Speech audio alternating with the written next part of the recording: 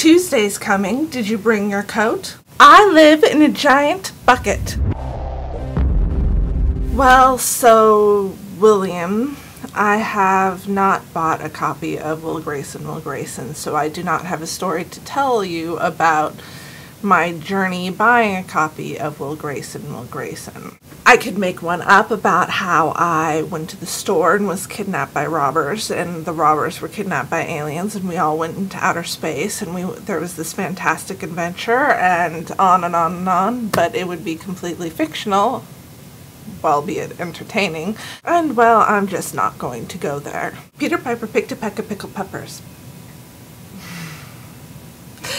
Peter Piper picked a peck of pickled peppers. A peck of pickled peppers Peter Piper picked. If Peter Piper picked a peck of pickled peppers, how many pickled peppers did Peter Piper pick?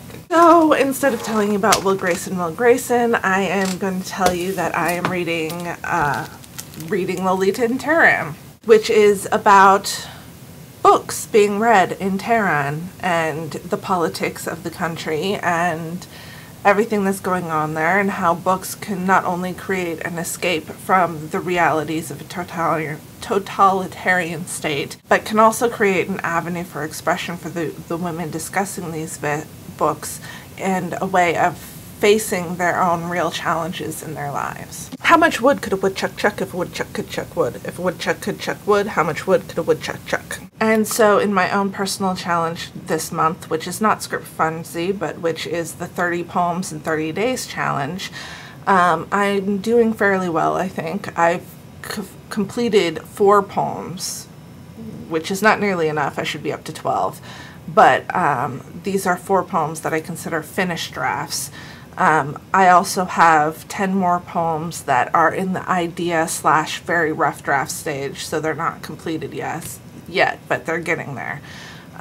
So I'd say I'm fairly on track. Since Melissa shared her script very bravely, I am going to share one of my finished poems. It is called Dog Days. It's the kind of heat that dissolves distance into watery vapor, that melts mascara into Alice Cooper masks, and makes the rubber soles of your shoes sticky on the scorching sidewalk. Where the grass steams a heady incense, the hose grants only boiled water, and there is nothing to do but sit in your skin and sweat. Days like these, overheated hulks of cars line the highways, like glistening beetles. Days like these, the trees are likely to spontaneously combust, spewing flaming imps from their wooden hearts to teach the waves of flame and fire. Days like these make a desert of reason, each thought withered to nothing but red Sahara sand. Days in which it is easy to cultivate chaos in a garden of irrational rage. It's this kind of heat that makes me seek still, silent shadows, in which I dream of wind, of rain, of the frigid snows of the Arctic. This is the heat that requires transcendence, in which I must make a meditation of every movement.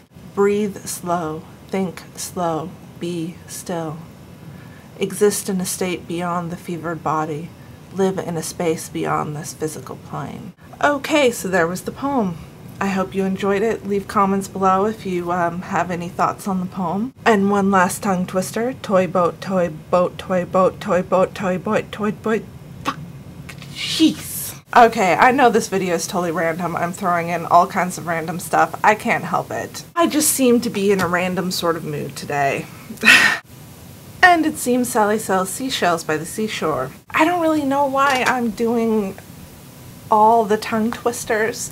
They've popped into my head and I can't seem to get them out, and I find them amusing. They kind of remind me of poetry in the way that they use assonance and alliteration, and I guess that's why they've popped in my head. But also I want to challenge my fellow great perhapsers to find the most difficult tongue twister they can find and accomplish it. I don't know if it's my turn to do a challenge, but if you want to throw that in your video somewhere, please do. And that is it for this Tuesday, and I will see you all next Tuesday. Have a great week, guys.